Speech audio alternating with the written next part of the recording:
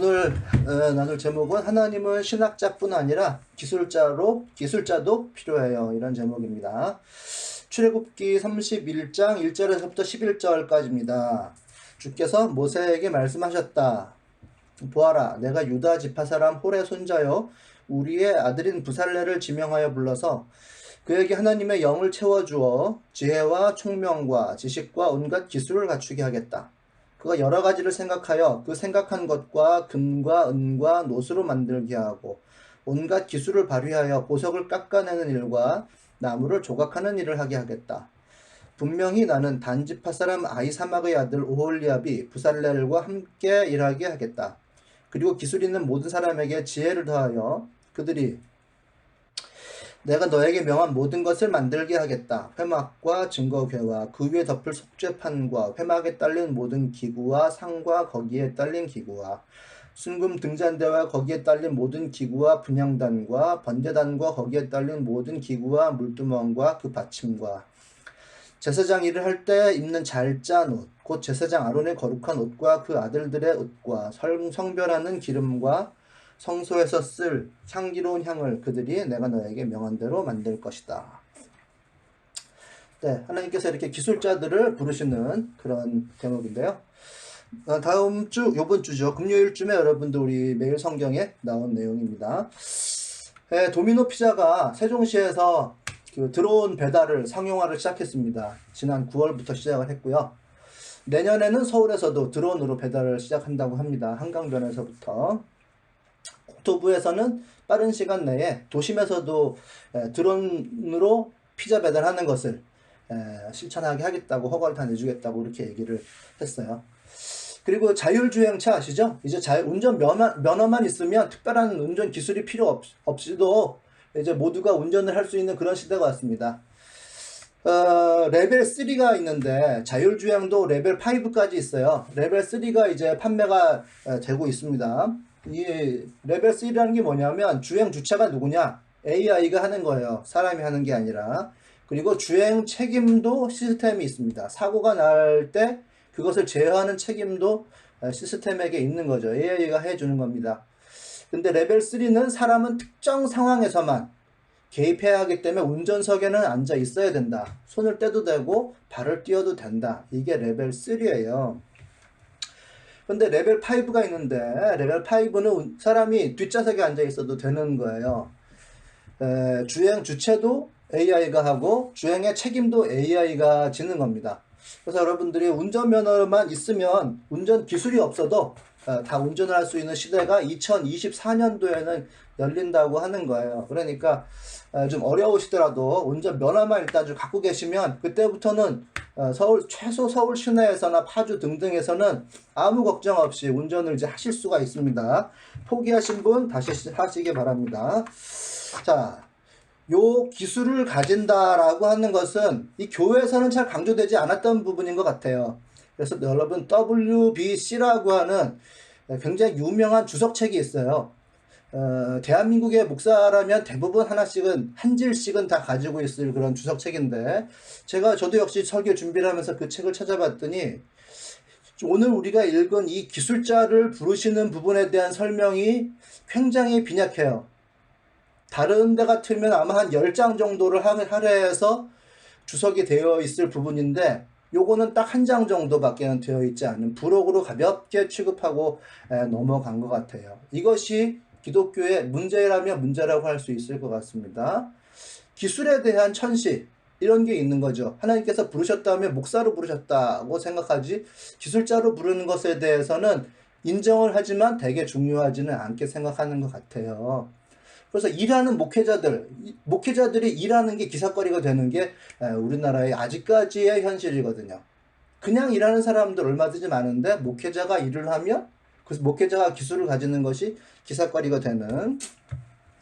그래서 지금 만든 여러 가지 것들을 보면 뭐 금으로 만들었다, 동으로 만들었다, 증거계를 만들었다, 뭐 향료를 만들었다, 기름을 만들었다, 돌로 조각을 했다 등등 얘기하니까 이게 뭐냐 지루해 죽겠다고 생각하실 수가 있으나 당시로서는 아주 하이엔드급의 테크놀로지를 가진 제품이에요. 당시가 청동기 시대라고 하는 걸 기억해야 됩니다. 땅바닥에 동물들과 뒹굴고 자도 별로 이상하지 않을 시대가 당시라고 하는 걸 기억하시면 좋겠어요.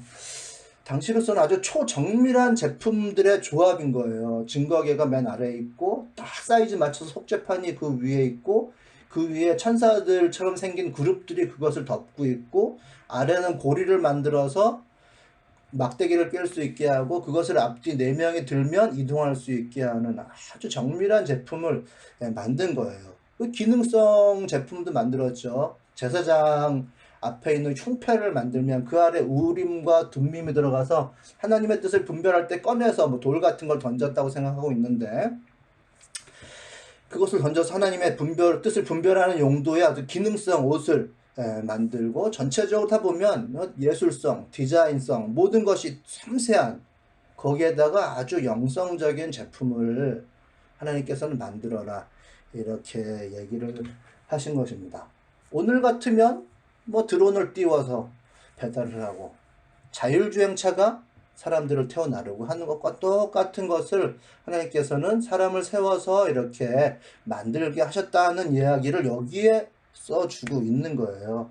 그 책임자가 이제 브살렐입니다. 유다 지파 사람의 홀의 선자 우리의 아들이라고 되어 있어요. 이게 기술자가 그냥 기술을 가지고 만든 것이 아니라 하나님의 부르심을 받았다라고 하는 거예요. 하나님께서 선택하셨다라고 하는 거예요. 2절에 보시면 보아라 내가 유다 사람 홀의 손자요 우리의 아들인 브살렐을 지명하여 불러서 라고 되어 있습니다. 그 지파의 대대로 이어져 온 전통, 특성을 따라서 그 사람을 지명해서 부르겠다라고 말씀하신 것입니다. 관련 직종의 가문이었는지는 모르겠어요. 그건 모르는 일입니다. 그러나 우리가 부르심이라고 하는 것은 분명히 알 수 있어요. 부르심이라고 하는 것 자체의 뜻 자체가 그렇죠.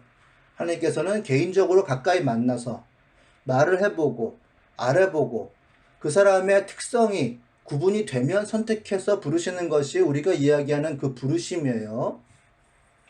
나의 일상의 부르심이 뭘까? 이렇게 생각할 수도 있지만 내가 처한 상황에 아주 디테일하게 하나님께서는 합당하게 여러 가지 모양으로 부르실 가능성이 더 많습니다. 다양한 상황에서 다양하게 그 사람을 적용시켜 주신다 이거죠. 그러니까 한 사람의 인생에서 한 서너 번은 하나님께서 여러 가지의 것들의 모양으로 우리를 부르실 수 있다. 그렇게 생각하셔도 좋겠습니다. 그러니까 뭐 부르심의 원초적인 의미는 아시죠? 하나님 그러니까 우리가 달란트를 받았다는 것과 좀 어느 정도는 유사한 부분이 있는 거예요. 하나님의 그 사람을 그런 모양으로 드러나게 하시고 사용하신다 그런 얘기잖아요. 그러나 우리가 아무 상황도 없이 그 사람을 그렇게 부르시는 것이 아니라 그 상황에 따라서 사람을 그런 모양으로 사람들이 인식하게 하는 거예요. 그래서 사람들과 내가 잘 맞아드는 그런 상황에서 내가 합당한 일을 하게 되는 것. 그것이 부르심이라고 생각하시면 될 것 같아요. 마트나 이런저런 데 가서 스캐너를 작동하는 법이 있어요. 다 따로따로 가격의 물건들을 따로따로 입력할 수 있어요. 그래서 스캐너가 바뀌면 스캔값이 바뀌는 거예요. 그것처럼 우리는 다양한 국면에서 다양한 다른 부르심을 받습니다. 그것이 하나님께서 우리를 부르시는 모양이에요. 이 본문에서는 모세처럼 어떤 리더십을 가진 사람을 다루는 하나님과 연결하는 그런 의미에서의 부르심이 아니고 기술자로서의 부르심을 이야기했습니다. 어떻게 보면 훨씬 더 많은 사람들이 이러한 부르심을 받겠죠. 이전 세대의 부르심이라고 하면 대부분 목회자로서의 부르심을 강조하는 경우가 많았어요. 그래서 직장을 그만두고 신학 공부를 몇 년 하게 하고 목회자로서 이렇게 권면을 하는 경우가 아주 많이 있었습니다. 그러니까 우리들의 부친 세대, 모친 세대 정도라고 생각하시면 되겠죠. 요즘은 좀 많이 줄었습니다만은. 그러나 이제 세대에는 그런 좁은 길에서 좀 벗어날 때가 되었다. 이 기술자로서의 부르심이라는 것을 아주 중요하게 생각해야 된다. 이제 우리들 모두는 약간의 부르심을 인식하고 우리들 나름대로의 길을 가시는 중입니다. 그러나 여러분들도 어떤 고비고비마다 다른 부르심이 기다리고 있을 가능성에 대해서 꼭 생각해 두실 필요가 있고, 그리고 또 한 가지는 우리도 자녀 세대를 우리가 바라보시겠죠. 이 자녀들도 각 세대별로 조금 다른 특성들을 가지고 있는데 우리와는 완전히 다른 자율주행차가 나오는 그런 시대에, 이제 남해나 어디 가면 집들이 텅텅 비어있는, 집이 비어있는 그런 시대에, 드론이 잽싸게 배달을 해주는 그런 시대에 우리 아이들은 부르심을 받게 되고, 특별히 이렇게 생활인으로서, 기술자로서 부르심을 받을 가능성도 상당히 많이 있다는 것을 염두에 두시면 좋겠습니다. 자, 일단은 먼저 부르심이라고 하는 것에 대해서 그렇게 한번 생각을 해보았고요. 그리고선 하나님께서 그 맡은 일을 위해서 허락하시는 성령 충만함이 나와요. 이것은 목회자로, 전문 목회자와 똑같은 거죠. 하나님의 영, 루아크라고 하는데, 그에게 하나님의 영을 채워주어, 그 3절입니다. 그에게 하나님의 영을 채워주어 지혜와 총명과 지식과 온갖 기술을 갖추게 하겠다, 이렇게 말씀을 하세요. 이 성령 충만함, 성령은 우리를 도와주시는 분이에요. 1차적인 목표가 그겁니다. 우리들을 도와주시는 분을 붙여서 일을 하게 하겠다, 이겁니다. 그러니까 우리가 일을 할 때는 반드시 성령과 함께 도움받아서 일을 해야 됩니다. 이게 성경적인 일의 기초예요. 우리 자녀들 일 잘하게 하려고 막 공부시키고 교육하시죠? 자, 가장 일의 기초라고 하는 것은 성령의 도움받아서 일하는 게 첫 번째 기초예요. 이걸 잃어버리면 일하면서 많은 고생하게 됩니다. 모든 일에는 육체를 소모하게 되어 있습니다. 그리고 모든 일은 정신을 소모하는 대가를 치르게 되어 있습니다. 그러니까 육체를 소모한다, 정신적인 어려움을 가진다, 이거예요. 정신적인 어려움 아시죠? 일하면서 이 관계 문제를 얼마나 많이 풀어야 되는지는 여러분들 뭐 고생 해 보셔서 아실 거예요.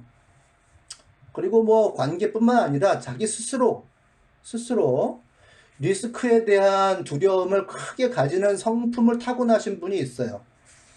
외부적으로 문제 생길 것 같다, 이런 분들, 상황에 대한 불안감 갖고 계시는 분들, 그리고 상황에 들어가서 분별의 적절한 게 뭔지를 잘 모르시는 분들이 있어요. 여러분들 일하고 일을 안 할 수 있습니까? 일하죠. 정신적인 스트레스를 그대로 이어집니다. 그 일을 할 때 성령의 도움 받지 않으면 고생해가면서 맨몸으로 부딪혀서 일을 해야 된다는 어려움이 있어요. 때문에 성령 충만하셔야 됩니다. 육체의 쇠잔함이라고 하는 거는 열심히 일을 하면 할수록 몸은 아파지게 되어 있어요. 일 안 하더라도 사람은 아파지게 되어 있지만 열심히 일하면 아파집니다. 여러분들, 아픈 곳은 내가 많이 사용한 곳이에요. 허리가 아프면 허리를 많이 사용했다는 얘기고, 어깨가 아프면 어깨를 많이 사용했다는 얘기예요. 여름에 태어나셔가지고 활동력이 많으신 분들, 아니면 일을 해야 된다고 생각하시는 분은 99%가 아니라 100%가 아픕니다. 안 아픈 사람 나와보라고 하면 한 명도 없습니다. 봄과 여름에 태어나신 분은 쓱 공기를 들이마실 때, 일하기, 활동하기 참 좋구나, 이렇게 본능적으로 이렇게 사람들은 생각하게 된다 그래요. 식물들도 봄과 여름에 막 자라나고, 뭐 비 조금만 오면 우거지고 그렇죠. 사람도 그런 자연 중의 일부라고 한다면, 봄에 태어나신 분들은 이것도 해보고 저것도 해보고 매 상황에 짜증도 내고 자기 하고 싶은 대로 다 해요. 그래서 봄에 일을 많이 하신 분들, 봄에 태어나신 분들 있으시죠? 그런 분들은 100% 몸에 병이 있습니다. 여름에 태어난 사람도 마찬가지 일을 많이 하지만 일할 시간이 짧아요. 짧아서 몸에 병이 있어도 약간 병이 있지만, 봄에 태어나신 분들은 지병을 앓게 된다고 해요. 봄에 태어난 분들, 일 많이 한 분들 지병이 있는지 없는지 체크해 보세요. 육체의 세잔함이라는 것은 100% 있는 거예요. 그러고 고민과 불안함이라고 하는 것은 모든 사람에게 있는데, 일이라고 하는 게 불안하고 나만 고민되는 게 아니에요. 모든 사람은 그런 게 아닙니다. 심해지면 집착이 돼요. 불안이 심해지면 어떤 것에 딱 매이는 거예요. 자꾸 그 생각 떠오르는 거. 그러면 내가 일할 때 그것에 대해서 머리 쓰고 집착하는 건 모르는데, 일하기 전에 내일 일어날 일을 땡겨서 오늘 불안해하기 시작하는 것을 집착이라고 하는 거거든요. 그 집착을 딱 가지게 되면 다른 일을 하나도 못해요. 딱 그 일을 할 때는 어거지로 하지만 내일 하기 전에 오늘부터 그 시간 될 때까지 아무것도 못하고 집착만 하고 있어요. 그 일에 딱 매여 있는 것을 집착이라고 합니다. 그러나 우리가 이 고민과 불안이 기본값이죠. 그거 없을 수는 없는데, 그러나 내가 지킬 내 시간은 내가 써야 되잖아요. 그 시간이 되기 전까지는 내가 행복해야 되잖아요. 그런데 좀 심해지면 집착이라는 것이 우리 가운데 있어서 나를 완전히 그 어떤 일에 붙들어 매게 된단 말이에요. 어떻게 하시겠어요? 성령의 도움 받아서 내가 그것을 극복할 건지, 아니면 붙들려 가지고 마음고생 몸고생 할 건지. 성령의 도우심 꼭 필요하단 말이에요. 저는 이런 부분은 좀 굉장히 좀 우리 강조해서 우리가 아주 생각해 볼 필요가 있다고 생각하는데요. 내가 생각하는 나하고 타인이 나한테서 기대하는 내가 다르면은 스트레스는 이제 심해지게 되어 있습니다. 일의 관계에서 너무 차이가 나면 나는 이래야 된다고 생각하는데, 양심적이어야 된다고 생각하는데, 회사에서는 빨리빨리 돌아가고 빨리 마진을 챙겨야 된다고 생각하는 그런 상황 가운데 갭이 너무 크면 스트레스가 되는 거예요. 뭐 회사만 우리한테 그런 게 아니라 부모가 자녀들한테도 이게 다른 정체성을 강요할 수 있어요. 그건 굉장히 조심할 부분이라고 저는 생각합니다. 근데 뭐 나쁜 걸 강요하는 거 하지는 않고, 자녀가 아주 뭐 맑고 밝았으면 좋겠다고 생각하는 그런 거를 요구하는 게 뭐 대단히 잘못된 건 아니겠죠. 근데 자녀가 만약에 그런 사람은 아니고 맑고 밝진 않은데 차분한 지식의 사람이라고 생각을 한번 해보세요.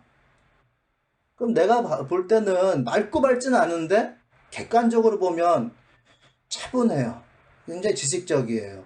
근데 내가 볼 때는 마음이 안 들고 왜 저래 막 이럴 수는 있단 말이에요.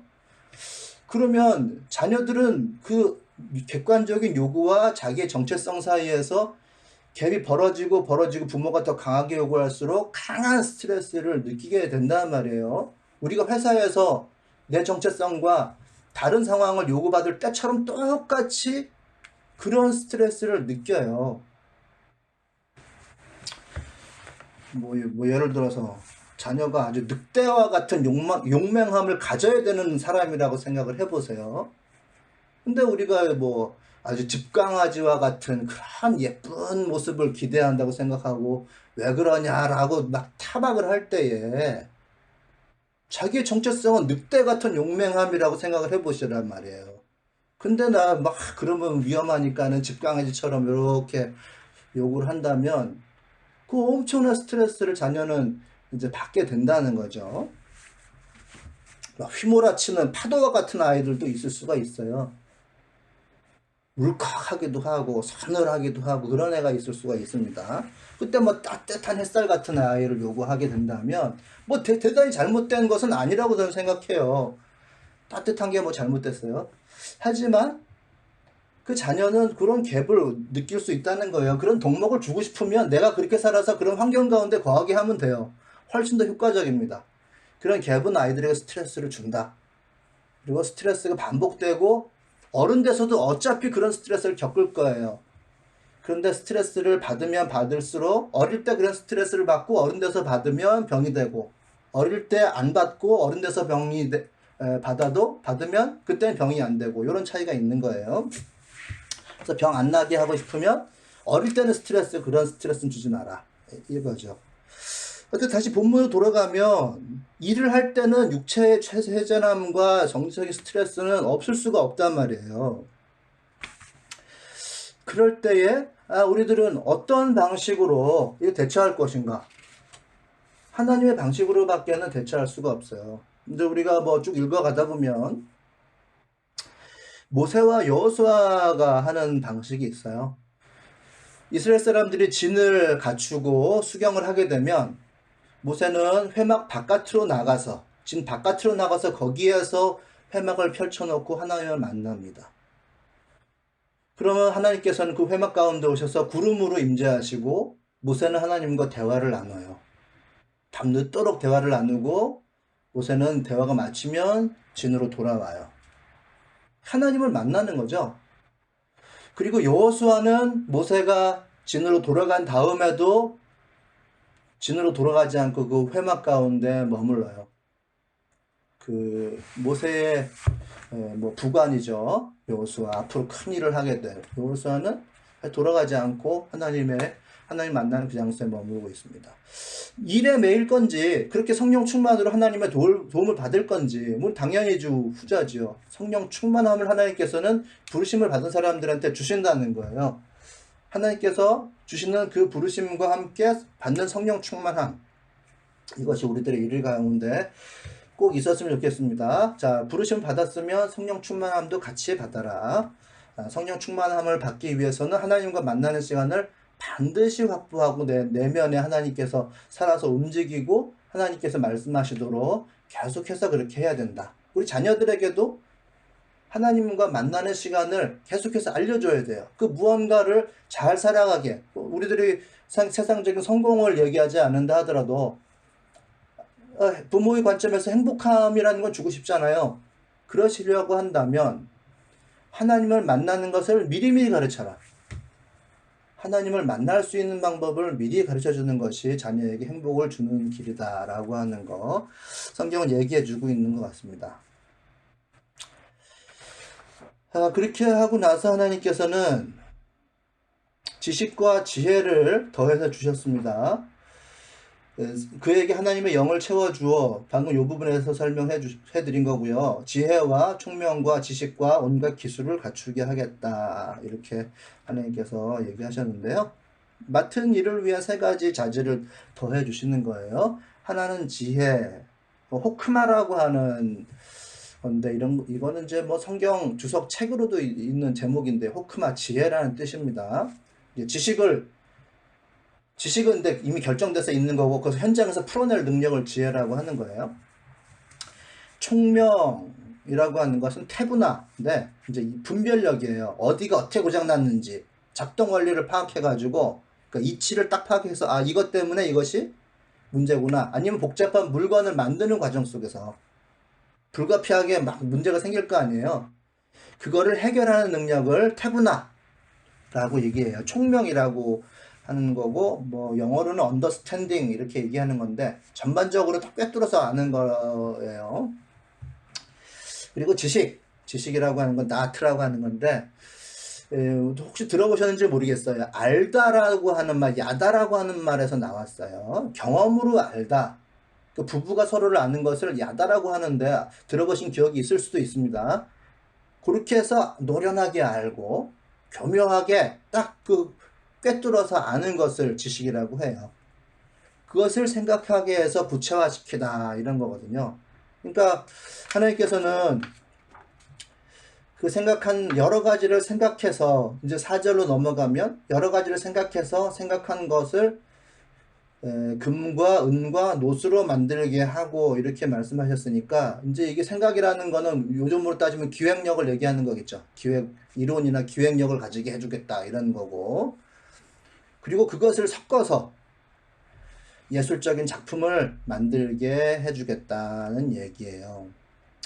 그러니까 이 부살렐은 시내산에서 이제 하나님께서 모세를 통해서 성막을 만드는 여러 가지 것들을 말씀해 주셨는데 그것을 만들기 위해서 그 가르침을 성취하기 위해서 필요한 모든 것을 하나님에게서 받아서 하나님의 영, 지혜, 총명, 지식을 받아서 전문가가 된 거예요.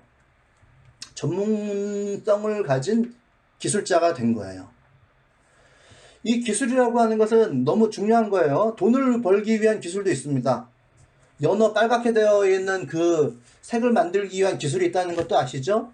연어 드시는 분들은 가능하면 일단 드시지 말아보세요. 연어는 양식으로 나온 연어는 뻘겋지가 않아요. 연어가 자연에서 돌아다니면서 크릴 새우를 잡아먹어서 새우가 익히면 빨갛잖아요. 그 성분이 몸에 들어가면 빨개지는 거지 양식을 한 연어가 빨개할 리가 없습니다. 그 마트에서 빨간 거 맛있게 생겼다고 그거 사다가 그거를 먹으면 그 빨간 발색제를 먹는 거예요. 많이 먹으면 복통에, 복통이라고 하는 게 그 참 웃긴 얘기인데 위에 큰 탈이 났다는 거예요. 그리고 피부도 변색된다고 보고가 있어요. 우리나라 국감에서 이제 얘기한 건데요. 그런 기술도 있다는 거예요. 이건 하나님께서 주신 기술하고는 거리가 먼 거죠. 우리 들반에서 파는 산울림 마을 농부 안심 대한 유정란이 올라오는데요. 거기에 보면은 산무라고 쓰여 있어요. 거기에 발색제 없고 성장 촉진제 없고 항생제 없고 이제 이렇게 쓰여 있습니다. 그러면 이제 마트에서 파는 일반적인 계란에는 그게 이제 들어간다는 건데 케이지식으로 키운 계란이 있어요. 이제 계란 겉에 찍어 놓은 걸 보면 1, 2, 3, 4, 5 이렇게 해서 단계별로 찍어 있는데요. 케이지식에서 키우는 닭이 낳은 계란은 어쨌든 밀도가 높기 때문에 죽는 확률이 많아서 항생제를 넣고요. 일단 그리고 빨리 순환을 시켜야 되기 때문에 성장 촉진제를 넣고요. 그리고 계란 알이 노랗게 예쁘게 보이기 위해서 발색제를 넣어요. 그것도 테크놀로지죠. 그것도 기술인데 이게 성령을 받아서 지혜와 총명과 지식을 가진 부살렐이 만들어낸 그런 물건과 다른 기술인 거예요. 이것도 나름대로는 전문성을 가진 기술로 만들어낸 것이겠죠.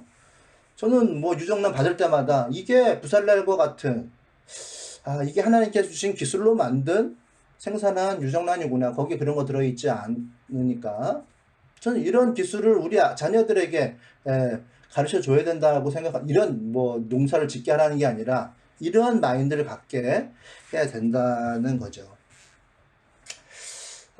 우리나라에 마린 이노베이션이라고 하는 회사가 있어요. 그 회사 사장 이야기를 들어보니까 뭐 이제 여러분들도 이제 이런 지식은 이제 많으실 거예요. 유엔에서 발표한 거에 따르면 2050년도에는 바다가 황폐화돼서 거의 플라스틱 반, 고기 반이 될 것이다. 제가 좀 강조를 했습니다. 플라스틱 반, 고기 반이 될 것이다. 이렇게 이제 얘기를 하는데, 그래서 그 회사 사장이 그런 문제의식을 가진 거예요. 그리고 그러면 종이컵, 플라스틱 말고 종이컵 같은 거는 또 벌목에 문제가 있잖아요.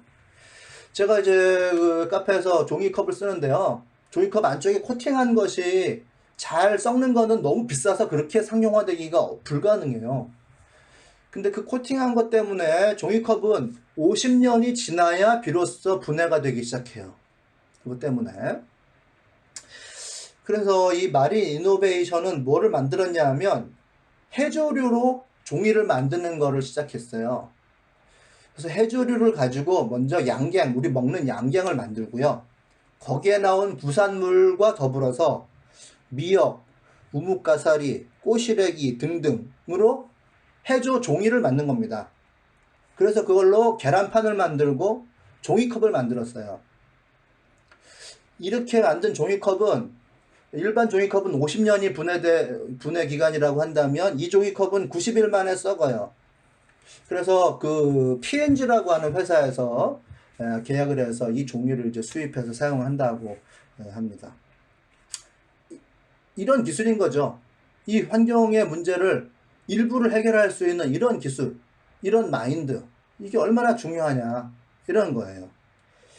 인도의 NB 그린이라고 하는 회사가 있습니다. 이 NB 그린이라는 회사는 이제 비닐 만드는 회사인데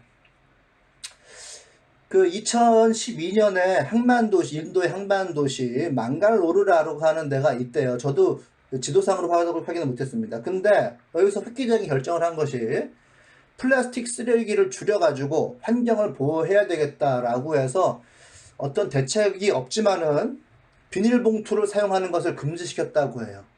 망갈로르라고 하는 이 도시에서는. 그러니까 그 당시에 많은 사람들이 반대를 하기도 하고 장사를 하는 사람들이 대책을 요구하기도 했지만 그냥 꾸준하게 그걸 밀어붙였다고 합니다.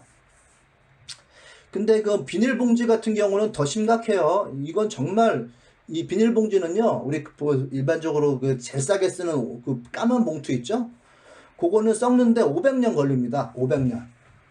뭐 썩지도 않죠. 500년 만에 분해가 된다고 하는데, 그래서 이 앤디그린이라고 하는 회사에서는 일단 감자와 옥수수를 가지고 비닐을 만들려고 시도를 한 거예요. 너무 어이가 없죠. 거기에다 바나나까지 섞고, 그리고 꽃의 기름 등등 여러 가지를 넣었는데 12가지 정도의 원료를 잘 버무려 가지고 생분해되는 비닐을 만들었다고 해요. 그런데 이게 성능이 너무 좋아요. 딱 하루 만에 분해가 되는 비닐이에요. 물에만 들어가면. 이제 물에 젖는 것만 조심하면 완벽하게 비닐로스의 기능을 갖춘 것이고, 뜨거운 물에 넣으면 15초 만에 싹 완전히 분해가 되고 동물에게 먹여도 아무 문제가 없다. 이런 비닐을 만들어서 그 화장품 회사인 로레알이라고 있다고 합니다. 거기에서 계약을 해서 이 비닐을 수입해서 포장재로 사용을 한다고 합니다. 그러니까 이런 기술이라고 하는 게 하나님께서 성령 주셔가지고 그 마인드를 다지고 일을 하게 하고 지혜와 총명과 지식을 준 기술로 만들어낸 이것이 얼마나 사람들을 위해서, 이 자연을 위해서 애지간한 목사 이상, 교회 이상의 일을 하냐 이거죠. 너무나도 중요한 일들을 하는 것이 기술이에요. 하나님께서 주신 기술. 물론 이 사람들은 이것을 만드는 제조 기술뿐만이 아니라 기존의 업체들과의 경쟁까지도 같이 해야 돼요. 일반적으로 사업적인 환경에 똑같이 들어가 있어요. 그래서 아까 처음에 말씀드렸던 육체의 쇠잔함과 정신적인 스트레스 등등 모든 것을 겪어가면서 일을 해야 돼요. 전화를 수십 통씩 받는다고 합니다. 경쟁 회사로부터. 기존의 비닐을 만든 회사로부터 그따위 거 만들지 마라. 우리 다 굶어 죽는다. 뭐 이런 전화죠. 그런 스트레스를 이겨가면서 이런 비닐을 만들어내야 되고, 어떤 사람에게는 아주 욕을 먹는 사업가가 되어 있다고 해요. 그런 사업을 한다는 거 이제 얼마나 어렵겠습니까? 그러니까 하나님께서 주신 성령을 입지 않으면 이 일을 하기가 어렵겠죠. 저는 우리 자녀들을 위해서도, 우리들을 위해서도 조금 이 지식과 지혜, 이런 본원적인 문제에 대해서 좀 미리 생각을 좀 할 필요가 있다고 생각해요. 이런 지혜 이거 좋다, 사서 쓰지가 아니라 우리 스스로가 이 지혜와 지혜의 주체가 되는 것이 꼭 필요하다고 생각을 합니다. 그러니까 이것도 이론이 있는 거죠. 지식이라고 하는 것은 만들어진 산물이에요. 지식이라고 하는 것은 만들어진 산물이고, 지혜는 순간순간 어떻게 적용해야 될지를 아는 거예요. 그러니까 지식은 동양 철학적으로 얘기하면 차분한 물과 같은 수와 같은 것이고, 지혜는 순간순간 발현을 해야 되니까, 적용을 해야 되는 거니까 화와 같은 거예요. 그러니까 지혜롭다와 지식인을 우리가 좀 구별할 줄 알아야 되겠죠. 그러니까 지식을 갖고 있다 하더라도 실천을 하지 못하는 사람이 있어요. 그래서 그걸 구별을 할 줄 알아야 돼요. 차분히 지식을 가지고 지식을 점점 늘려나가면서 밑에 베이스를 깔아주는 사람이 있는가 하면 그걸 가지고 순간순간 응용해서 지혜로운 삶을 살아가는 사람이 있는 거예요. 그러니까 정확한 정보를 가지고 있는 사람, 지식인. 언제 어떻게 해야 할지를 아는 사람, 지혜로운 사람. 뭐 언제 어떻게 해도 어렵고 지식도 어렵겠죠. 그러나 우리가 가능하면 이제 그 두 가지를 같이 가지고 있어야 선택폭도 넓어지고 자기의 길을 열고 이제 그렇게 닦아가게 되는 건데요. 이 세상에 뭐 지식은 너무 많잖아요. 그러니까 우리가 어떤 지식, 어떤 지혜인지 우리 스스로도 잘 분별해야 되고, 우리 자녀들에게도 하나하나 다 알려줄 수는 없어요. 그 마인드를 우리가 알려줘야죠. 여러 가지의 지식과 관례가 있으니까. 그 윤석열이 추천한 그 정법 강의의 천공스님을 따르는 사람들, 제가 그 강의를 몇 개를 좀 봤습니다. 그러니까 질의하고 대답하는 그런 방식이에요. 그러니까 처음에 어떤 강의에는 그런 게 없는데 최근의 강의에는 어떤 윤석열이 대통령이 되기를 기대하면서 지식과 지혜를 추구하는 또 비슷하게 연관된 질문을 하면서 강의를 하는 그런 식으로 되어 있더라고요. 뭐 그것도 그들 나름대로는 지식과 지혜라고 하겠죠. 그러나 우리의 지식과 지혜는 아니에요. 그 사람은 우리의 선생은 아닌 거죠. 그러니까 어떤 지식과 어떤 지혜를 가르쳐야 될 것인지 우리 자녀들에게 말이죠. 우리들이 염두에 두고 있는 어떤 성공의 길 이런 걸 두고 이렇게 막 집어넣는 것은 굉장히 위험한 일이다. 그렇게 하나님께서는 우리들에게 여기 성경에서는 이 지식과 지혜를 말씀하셨어요. 하지만 하나님께서 주시는 게 그것뿐만이 아니겠죠? 어느 정도 결정되어 있는 지식이라고 하는 것과 지혜, 어떤 원리를 주신 것 같아요. 그러나 아직까지 결정이 되지 않은 여러 가지 것들이 있어요. 사람이 이제 감정에 휩쓸리게 되면은 대화를 하다가 감정이 확 휩쓸려 버리면 엉뚱한 방향으로 이게 가게 되거든요. 이성적이 되어야만 자기의 길을 열고 또 이렇게 바르게 제시를 할 수가 있습니다. 그걸 이제 지식과 지혜라고 하는 건데, 저는 그러나 딱 그것만이냐? 하나님께서 우리들에게 주신 것이 그것뿐일까? 이런 생각은 해요. 이 젊은이들을 보면 감성을 갖고 있는데, 이 젊은이들이 보통 시대를 바꾼단 말이에요. 지식과 지혜를 가지고 있는 기성세대가 사회를 바꾸는 게 아니고 어떤 감성을 갖고 있는 젊은이들이 시대를 바꿔요. 그 감성으로부터 나오는 이성이 필요한 거죠. 이제 젊은이들을 마주하게 되면 어떤 이래도 불만이고 저래도 불만인 경우가 굉장히 많아요. 짜증도 많고 의견을 물어봐도 불만, 시간 뺏는다고 불만이고 의견 안 물어보면 마음대로 한다고 불만이고 하여튼 비민주적이라고 불만이고, 그러나 그 안에 불만이라고 보여지는 이 젊은이로서의 어떤 간절함, 이런 게 어떤 에너지거든요. 그게 사회를 바꾸는 거거든요. 뭔가 아니라고 생각하는 게 있는 거예요. 딱히 잘은 모르는데 그게 지식화되어 있지 않고 지혜화되어 있지 않으나 뭔가 아니라고 생각하는 그 아직 형성되어 있지 않은 그 에너지가 짜증으로 나타나는 경우가 상당히 많이 있어요. 그 불만스러운, 이래도 저래도 사실은. 그런데 그 에너지가 그대로 숨 죽을 것인지, 그러면 이제 기성세대 딸려가는 거고, 그게 방향을 가지면은 그 방향의 지식과 지혜인데, 그걸 잡으면 시대를 바꿔나가는 거죠. 비닐을 만들고 종이 만들고 하듯이. 그런데 그런 에너지가 없는 지식이라는 것과 지혜라고 하는 것은 그냥 지식 기사를 만들어낼 뿐이에요. 회사에서 기성세대들이 요구하는 것들을 잘 만들어내는 그런 지식 기사가 될 뿐이란 말이죠. 또 뭐 이 세상에는 뭐 이렇게 뭐 결정된 게 다 있어요. 결정되지 않은 불만으로 막 표출되어 있고 바꿔나갈 것도 있지만 이미 다 결정되어 있는 것들이 있습니다. 문제는 그걸 어떻게 잘 바꿔나갈 건가 하는 거죠. 우리 비대면 시대라고 하는 게 다시 획기적으로 확 돌아갈 거라고 생각하는 사람들이 많은 것 같지만은 벌써 2년이 흘렀고 내년 3년째인데 아직까지 3년 정도도 비대면이 어느 정도 갈 가능성이 상당히 많이 있어요. 사람이 3년 동안 운동을 꾸준히 하면 그 운동의 효과를 평생 가지고 가는 거거든요. 3년 동안 비대면 문화를 학생들이 경험했다고 하면 그 문화는 이제 바꾸기는 어려운 거예요. 그 비대면 문화를 어떻게 잘 사용할 것인지가 이제 남은 거거든요. 좀 배달 문화가 너무너무 문제가 많다고 생각하는데 그거 이미 결정됐다고 좀 봐요. 그거를 배달하지 맙시다. 똑같이 플라스틱 쓰레기 문제, 판매자나 소비자나 똑같은 고민이에요. 근데 배달 안 하지 않을 거예요. 평생 죽도록 할 겁니다. 이미 결정돼 있어요.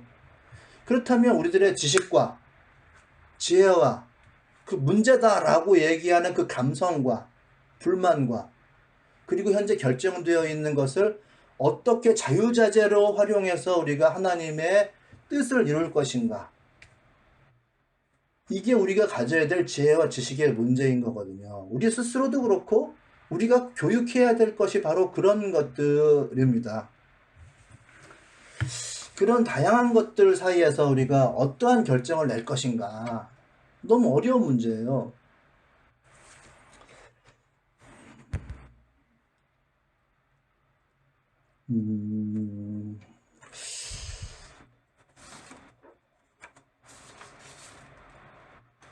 지금 제가 시간 계산을 조금 잘못해서 나머지 부분은 제가 이제 동영상으로 얘기를 좀 하든지 좀 그렇게 해야 될 것 같은데, 이게 이제 얼마나 어려운 문제냐고 하면 결론 부분으로 좀 넘어가겠습니다.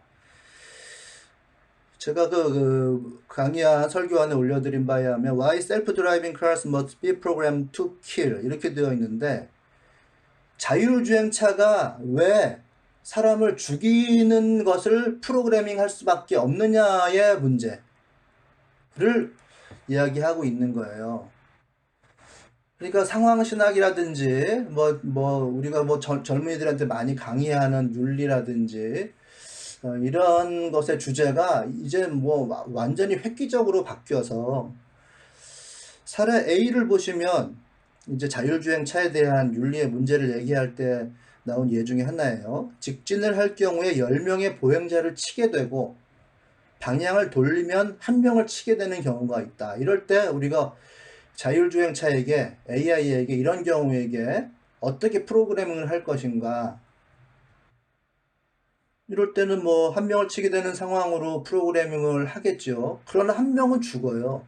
이게 프로그램이 돼야 된다는 거거든요. 아예 만들지 말자, 자율주행차.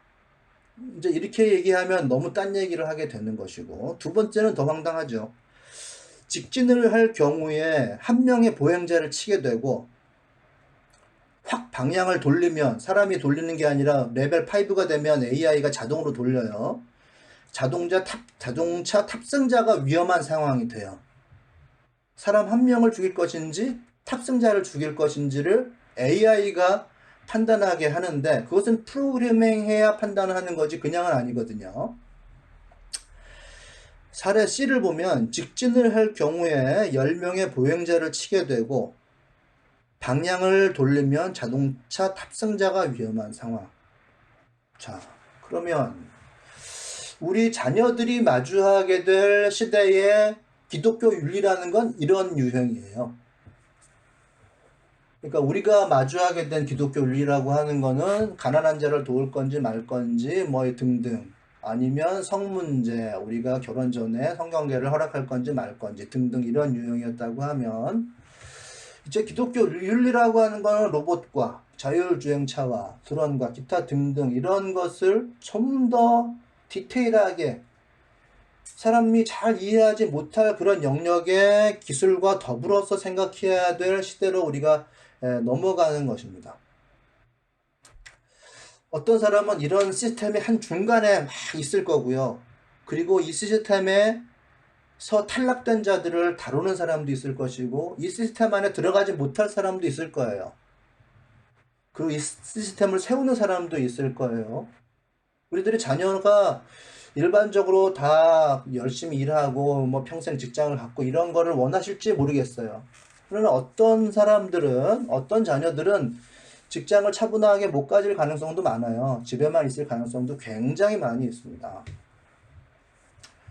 보통은 일 열심히 하고 돈 적당하게 벌고 과로하지 않고 이 정도 원하시겠죠? 그러나 너무 일을 많이 해서 다칠 사람도 있고, 또 일을 할 능력이 되지 못해서, 할 마음이 없어서 집에만 있을 수도 있어요. 아니면 공부만 할 수도 있고, 아니면 경쟁사회에서 탈락한 사람들을 위해서 마음을 치료해준다든지 등등 여러 가지 분야의 일을 할 수가 있고, 굉장히 복잡다단한 일들로 세분화되어서 사회로 나아갈 겁니다. 그리고 이러한 굉장히 어려운 질문들에 봉착할 거예요. 이 기술이라고 하는 것이 이제 굉장히 어려운 우리들의 짐이 된 사회예요. 그러나 저는 근본부터 가르쳐야 된다고 생각을 하고, 그 근본이라고 하는 것이 무엇인지는 제가 말씀드린 대로 이 시스템 안에 노동 우리가 굉장히 중요한 것이지만 하나님께서는 신학자들 뿐만 아니라 이 기술자도 부르셨다. 하나님의 이름으로 하나하나 택해서 그 사람의 재능과 그 사람의 마인드와 그 주변의 환경을 보고 택하셨다라고 하면 우리들도 자녀들에 대해서 하나하나 그 자녀를 있는 그대로 잘 보면서 그 길을 열어주는 것이 너무너무 중요하고요. 그리고 그 안에 하나님의 영을 채울 수 있는 방법을, 하나님의 영을 미리 만날 수 있는 방법을 잘 가르쳐주는 것이 필요해요. 왜냐하면 하나님의 영을 채우는 것은 이게 쉽지가 않아요. 여러분들 모두가 경험하셨지만, 모두가 알고 계시지만 이 일에 얽매인 사람이 하나님의 영을 내 마음에 채우고 하나님의 도움을 받는 것이 쉬운 일이 아니에요. 엉뚱하게 잘못된 신앙을 가지고 잘못 갔다가 이게 그런 건가 싶어서 돌아오려고 하면 인생의 상당 부분은 소비한 상태로 있을 가능성도 많이 있습니다. 그래서 하나님의 영을 그 마음속에 채워서 하나님과 대화하고 하나님의 도움을 받게 하는 것, 이런 인간형으로 만들어주는 것이 일단은 너무나도 중요하다. 그러면 하나님의 지혜와 지식과 총명을 얻게 될 것이고, 아까 말했던 그 하루 만에 썩는 비닐 만드는 50일 만에 90일 만에 썩는 종이를 만드는 그런 일에 참여를 할 수 있다는 거죠. 그 일을 만드는 사람일 수도 있고 그것을 유통하는 사람일 수도 있고 그 일을 같은 사람을 치료하는 사람일 수도 있고 그런 것을 공부하는 사람일 수도 있고. 전 바닷가에 떠있는 바다 쓰레기통이라고 하는 걸 본 적이 있어요. 물론 그것은 아주 제한적인 거예요. 연안에 밖에 설치를 못해요. 밑에서 모터를 눌려가지고 쓰레기통 같은 걸 바다 위에 띄워 놓으면 거기로 바다 쓰레기가 쓸려 들어가요. 그래서 엄청난 양의 쓰레기를 모으는 바다 쓰레기통이라는 것이 있습니다. 그와 같은 기술, 하나님의 뜻을 실천하는 기술이에요. 사람을 살리는 기술이고 자연을 살리는 기술이고 바다에 있는 생명체를 살리는 기술인데, 이 부살렐과 오홀리압과 같은 그런 엄청난 테크놀로지를 가지고 있지 않으면 할 수가 없는 기술이거든요. 그것을 돈 버는 데 사용해서 연어의 발색제를 만들 건지 바다의 쓰레기통을 만들 건지, 이런 문제에 우리 아이들은 봉착할 수밖에 없는 상황에 우리가 있다는 것을 잘 이해했으면 좋겠고요. 그런 가운데서 하나님의 마음을 잘 받아서 생명을 살리는 그런 일들을 할 수 있도록 잘 지도했으면 좋겠습니다. 네, 오늘 말씀 메시지 나눔을 이렇게 마치도록 하겠습니다. 3분 동안 기도하는 시간 가질게요.